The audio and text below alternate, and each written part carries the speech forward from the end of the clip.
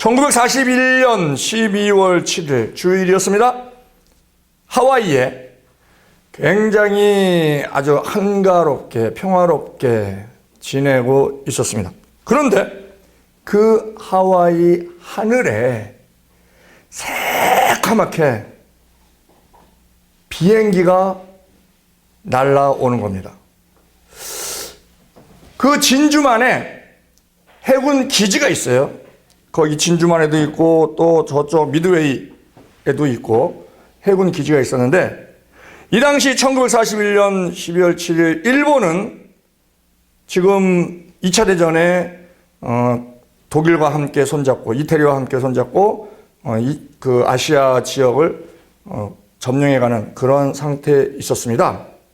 미국은 중립을 선언했습니다. 중립. 우리는 중립이다. 우리는 전쟁 참석 안 한다. 그렇게 하고 있었습니다.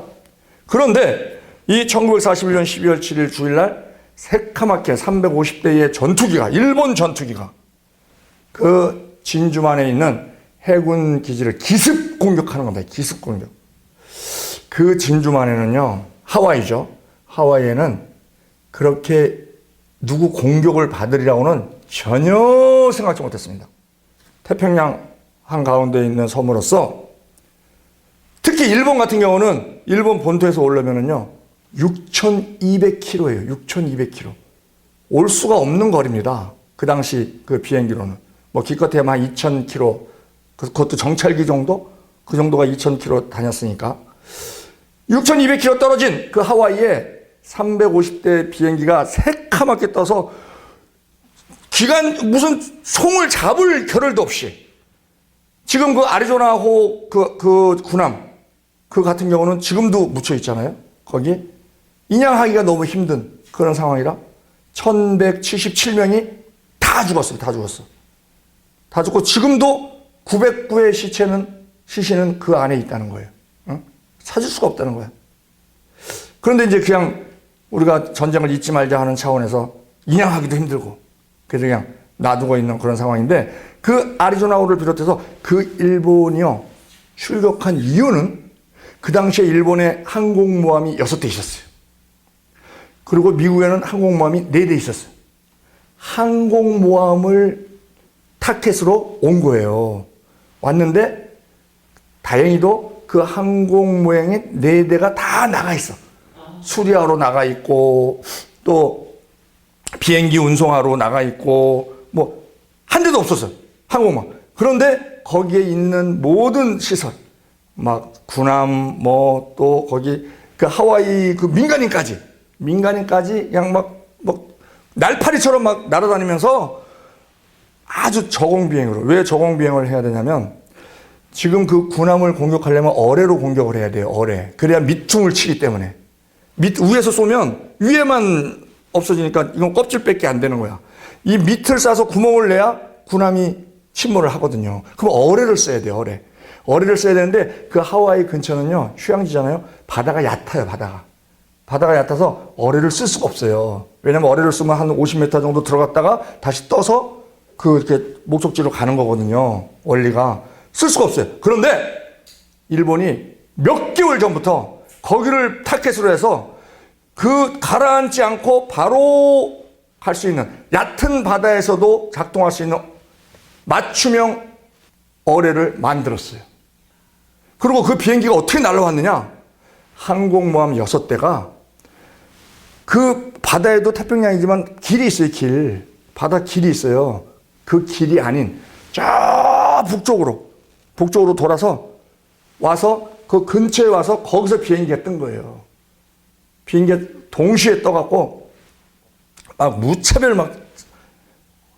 루즈벨트 대통령이 그랬습니다.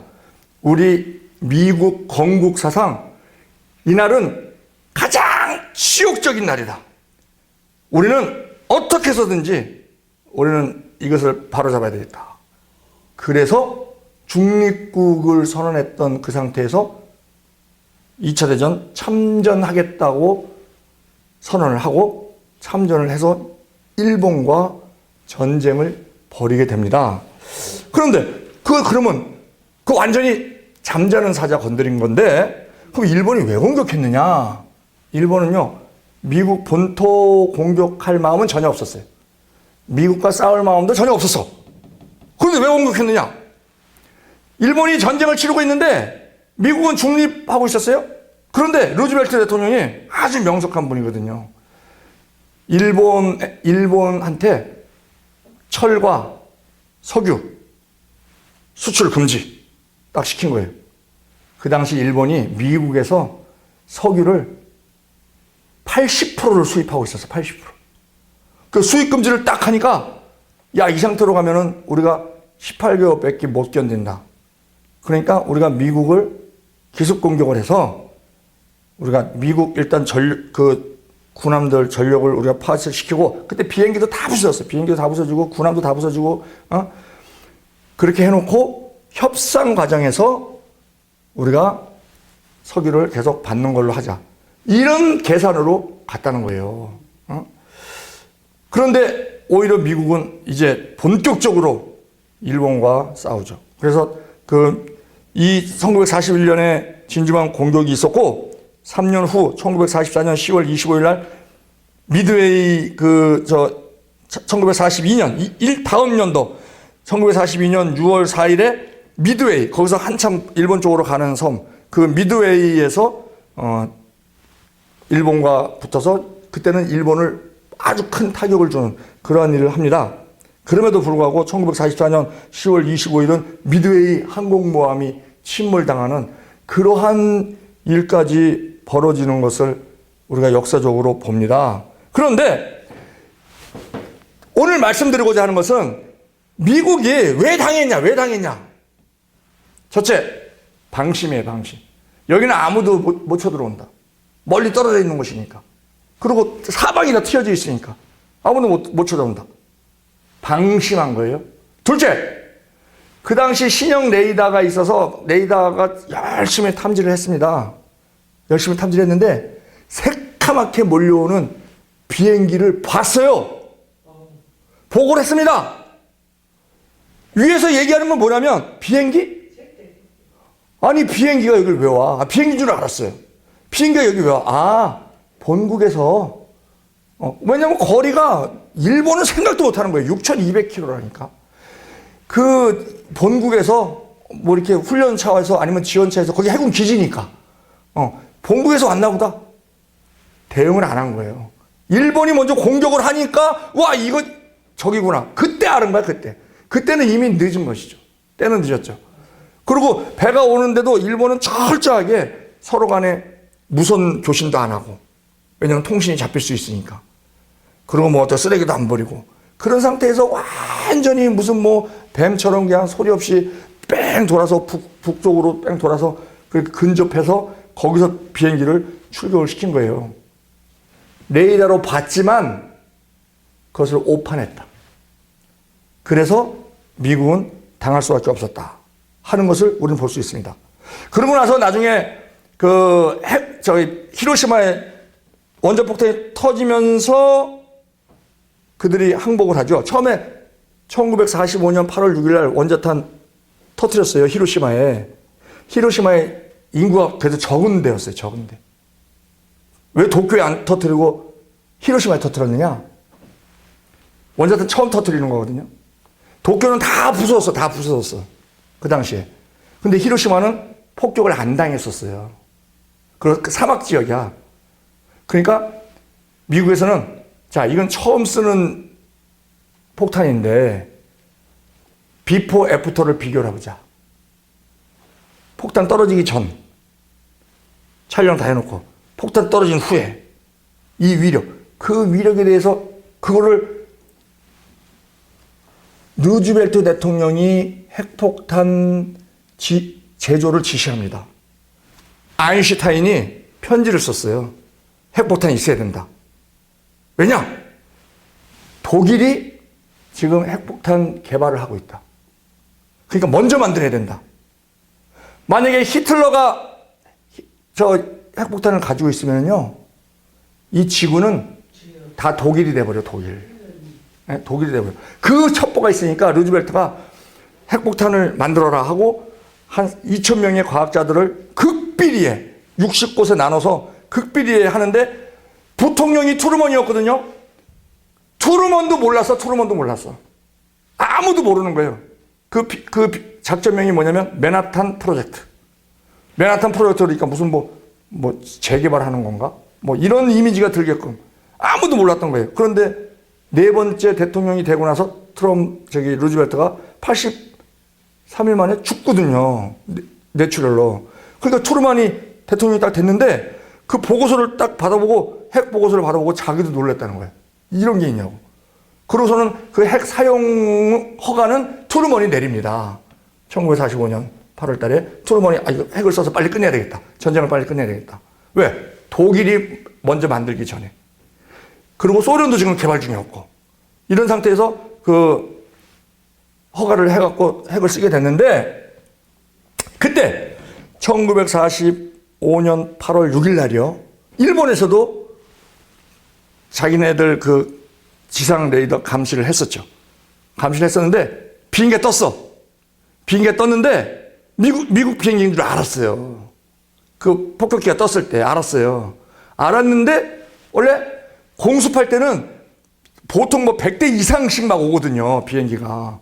근데 딱 보니까는 5대야 5대. 폭격기 한 대 있고 양쪽에 4대 비행기고 호위를 해야 되니까. 폭격기 호위를 하니까 전투기가 같이 뜨거든요. 폭격기 뜰 때, 수송기, 폭격기 이런 거 뜰 때는. 근데 딱 보니까는 5대야. 5대. 그러니까 거기서 또 방심한 거야. 방심하는 거야. 저거 뭐지? 그냥 정찰대인가? 그러한 위력이 있을 줄은 전혀 생각지 못했어요. 이처럼 우리가 역사적으로 보면 방심함으로 인해서 그 일어날 불행을 예비치 못하는 일들이 많아요. 트로이 목마 같은 경우도 그렇죠. 타이탄이 침몰당하는 것도 그렇죠. 또 연산군이 몰락당하는 것도 그렇죠. 이런 많은 예들이 있습니다. 오늘 제목이 깨어 있어야 할 때 깨어 있지 못하면 수치를 당하게 된다. 인데, 자, 지금 이 다윗이 그 사울 군대가 생각지도 못한 3,000명이 생각지도 못한 사울도 생각지도 못한 다윗이 아비새와 같이 한 가운데 사울이 자고 있는 곳까지 들어갔어요. 자고 있는 곳까지. 아브넬도 자고 있어. 아브넬. 그 군대 장관 아브넬도 자고 있어. 내레 아들 아브넬도 자고 있어. 그러니까 그 아비새는 죽이자 그러고 다윗은 죽이면 안 된다 그러고 상과 물병만 가지고 왔잖아요. 그러고서 지금 이 아브넬을 책망하는 겁니다. 그리고 사울에게 나 더 이상 나를 쫓아다니지 마라. 난 당신 죽일 수도 있었지만 지금 2번째다. 근데 난 안 죽인다. 그렇지만 자꾸 쫓아다니면은 서로 좋을 거 없다. 뭐 이런 식으로 이제 얘기를 하는데, 자, 경호를 책임지고 있던 아브넬을 향해서 다윗이 책망을 합니다. 다윗은 여기에서 아브넬이 기름 부음 받은 자를 제대로 보호하지 못한 데에 대해서 신랄하게 책망을 하고 있습니다. 아브넬로서는 굉장히 수치스러운 일이죠. 그는 당시 쥐구멍이라도 있으면 들어가고 싶었을 것입니다. 사실 그는 왕을 제대로 경호하지 못해서 처형당할 수도 있는 그러한 상황이었습니다. 그런데 이 사울의 군대 장관으로 사울의 목숨을 보호하기 위해서는 아브넬은 어떻게 해야 돼요? 항상 깨어 있어야 돼. 그렇다고 잠을 자지 말라는 건 아니에요. 깨어 있어야 되는 건 뭐냐면 군대 장관이잖아요. 그러면 딱 그 당번들을 정해서 불침범을 세워야지. 2시간에 한 번씩이라도 그 왕 주인은 딱 경계를 하도록 너는 2시간만 경계해라. 다음에 또 교대한다. 2시간 경계해라. 그 니들은 낮에 자라. 이런 식으로 해야 되는데 다 잠들었어. 항상 깨어 있어야 되는 그런 상황인데 경계를 소홀히 하는 그러한 처냐. 우리가 영적으로요. 마태복음 25장 1절로 13절에도 보면 그 얘기가 나오죠. 열처녀 비유. 기름 준비한 처녀 5, 슬기로운 처녀래요. 기름 준비하지 못한 처녀 5, 미련한 처녀래요. 그리고 미련한 처녀는 혼인집에 들어가지 못하는 그런 상황이 되고 맙니다. 그들 10명 다 잠잤었어요. 다. 근데 신랑이 와서 딱 깼는데 차이는 뭐냐? 기름을 준비했느냐? 기름을 준비 못했느냐? 하는 것으로 인해서 그 혼인집에 들어가느냐? 못하느냐가 결정이 되죠. 즉 우리가 경계하고 예비하고 준비하고 깨어있고 하는 것이 우리가 영적으로는 더욱더 신경을 써야 된다는 겁니다. 아브넬이 이 지경에 이른 원인은 그 다윗에게 수치를 당하는 이유는 깨어 있어야 할 때 깨어 있지 못했기 때문에. 불침번이라도 세웠어야 되는데 그것을 못했기. 그러면 정신이 죽어 있는 거지, 정신이. 자기가 육체는 자더라도 딱 불침범을 세웠어야죠. 그는 적이 언제 기습할지도 모르는 상황에서 오리라고는 생각지도 못하고 있었지. 자기네가 아주 절대적인 갑인 줄 알았지. 왜? 상대편은 600명, 자기네는 3,000명. 5배예요. 그리고 거기까지 들어오리라고는, 더군다나 다윗이 들어오리라고는 꿈에도 생각지 못하는 이러한 상황이 있을 때, 우리도 영적 공격당할 때도 마찬가지예요. 선줄로 생각할 때 넘어질까 조심하라 하는 게 뭡니까? 선줄 때 그때 마귀는요 우리를 치지 않아요. 어떻게 하느냐? 마귀는요 약한 자에게는 칩니다. 두렵게 하고, 그리고 강한 자에게는요 미혹합니다. 더 높아지라고. 그러다가 넘어뜨리려고 기회를 봐서. 아브넬이라고 해서 잠을 안 잘 수는 없지만 그는 자기의 의무를 다하지 못했다는 것입니다. 우리는 겟세마네 동산에서도 예수님과 제자들 얘기를 기억하고 있습니다. 예수님은 동행한 3명의 제자들에게 깨어 기도할 것을 당부했죠. 기도한다는 것은 영적으로 깨어있는 것이죠. 그런데 그들은 잠을 자고 말았습니다. 그 결과가 뭡니까? 예수님 체포당할 때 다 도망가는 거야. 다 도망가는 거야. 왜? 영적 무장이 안 돼 있으니까. 그리고 수지자였던 베드로는 주님을 저주하면서 부인하는 그 내용이 마태복음 26장 36절로 46절, 69절로 75절 나오는데, 이 얼마나 수치스러운 일입니까? 우리가 영적으로 깨어 있어야 합니다. 그런데 우리가 깨어 있지 못하면 우리도 마찬가지로 수치를 당하게 된다는 겁니다. 고린도전서 15장 34절, 깨어 의를 행하고 죄를 짓지 말라. 하나님을 알지 못하는 자가 있기로 내가 너희를 부끄럽게 하기 위하여 말하노라. 부끄럽게 하기 위하여 말하노라. 이거는요, 너희가 부끄러움을 그렇게 깨어있지 않으면 죄를 짓게 되고 부끄러움을 당하게 될 거니 너희가 깨닫기를 원한다 하는 그런 말씀을 이렇게 하시는 겁니다. 그리고 고린도전서 16장 13절에 깨어 믿음에 굳게 서서 남자답게 강건하라 그래요. 이게 남자답게가 안드라제데스, 이게 용기 있게, 담대하게, 비겁하지 않게, 이런 의미거든요. 데살로니가전서 5장 5절 그러죠. 너희는 다 빛의 아들이라 낮의 아들이라. 우리가 밤과 어둠에 속하지 아니하나니 그러므로 우리는 다른 이들과 같이 자지 말고 오직 깨어 근신할지라. 특별히 지금은 예수님의 재림이 임박할 때입니다. 그렇지만 아무도 주님이 어느 순간에 오실지 모릅니다. 주님은 우리가 밤에 도적같이 오시는 것처럼 그렇게 오실 것이다 하고 말씀도 하셨습니다. 마태복음 24장 42절로 44절에. 그러므로 우리는 항상 깨어서 주님이 오심을 기다려야 합니다.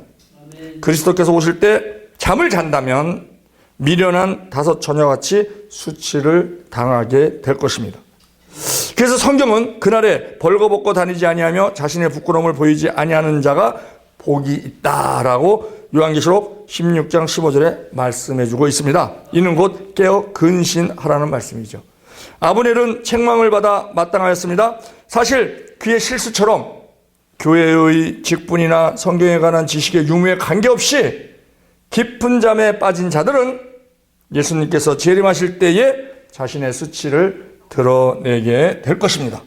여기에는 목사도 평신도도 사회적인 지위나 재산의 유무도 전혀 상관없고, 즉 남녀노소 빈부귀천 아무 상관없고, 다만 그 사람이 깨어있느냐 잠들어 있느냐 그것만이 그 결정이 될 것입니다. 그렇다면 우리는 돌아봐야 됩니다. 우리가 영적으로 어떤 상태에 있는가? 깨어있는가? 아니면 졸고 있는가? 깊은 잠에 빠져 있는가? 우리 모두가 그리스도께서 우리가 알지 못하는 때에 오신다고 하신 말씀을 기억하면서 늘 깨어서 기다리는 성도가 되어야 된다는 겁니다. 로마서 13장 11절, 또한 너희가 이 시기를 알거니와 자다가 깰 때가 벌써 되었으니 이는 이제 우리의 구원이 처음 믿을 때보다 가까웠음이니라. 밤이 깊고 낮이 가까웠으니 그러므로 우리가 어두움의 일을 벗고 빛의 갑옷을 입자 합니다. 베드로전서 4장 7절 만물의 마지막 때가 가까웠으니 그러므로 너희는 정신을 차리고 근신하여 기도하라 하십니다. 우리가 이것을 분명히 알고 이 모든 것 우리가 알고 있는 내용입니다만 이것을 실천으로 옮기는 것이 중요하죠. 그래서 우리가 항상 깨어서 역사적으로 봐도 깨어있지 못할 때 불행을 당하게 된다.